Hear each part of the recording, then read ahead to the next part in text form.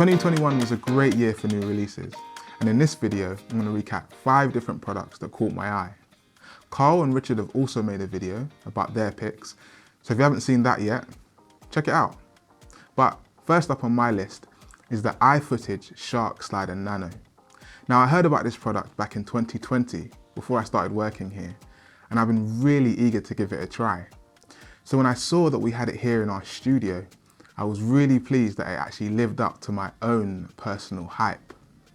Having 2-axis motion control in such a small form factor is really useful. This means it can slide and pan at the same time, as well as traveling 40 centimeters when mounted on a tripod.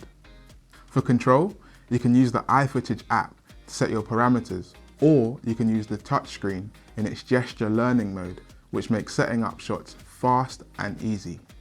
It works with smaller cameras as well as medium-sized ones, and it has features for stop motion and time lapses. Ever since it was launched, it's been a key part of our workflow for this YouTube channel, and as a large portion of the B-roll that you've seen on this channel was actually captured using this slider.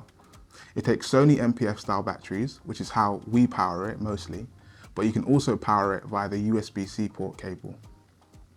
Next on my list is a camera. It's the BlackMagic Pocket 6K Pro. This camera immediately caught my eye when it was announced last February. And for context, I've always been an admirer of the image quality that comes out of the Pocket line. But there are a couple of things that made me a little hesitant about buying one with my actual workflow. So I was glad to see that the 6K Pro built on many of the features from the 4K and the 6K. The 6K Pro introduced built-in ND filters at 2, 4 and 6 stops, which I think is huge. Having internal NDs at this price point is really impressive. It has a bright 5-inch articulating touchscreen, which makes it easy to see what you're doing. And it now takes MPF 570 batteries, which is a noticeable improvement compared to the LPE6 that the 4K and the 6K take. The 6K Pro now has 2 mini XLR ports instead of just one, as well as an optional electronic viewfinder and battery grip. So with these additions and the reasonable price point, I ended up pre-ordering one for myself before I actually started working here. And after using it for the best part of a year now, I do really like it. It's definitely not a perfect camera by any stretch. Ergonomically, it can easily feel a bit off balance, especially with the battery grip. And it does have some interesting quirks to it, like how the battery indicator jumps from being nearly full right down to the red zone fairly quickly, and how it can stay in the red zone for nearly 30 minutes. But having said all that, for the amount of image quality you get for the price, I'm definitely pleased with my purchase. Another camera that caught my eye was the Sony A7IV. If you're in the market for a hybrid mirrorless camera, then the A7IV is definitely a camera that you should consider. It has the new 33 megapixel BSI sensor. It's able to do 4K full frame video downsample from 7K, and it can do 4K 60 in Super 35 mode. It also has 10-bit video codecs, so there have been a lot of improvements made in comparison to the old Mark III version. Let's be clear though, in my opinion, the A7 Mark IV doesn't reinvent the wheel.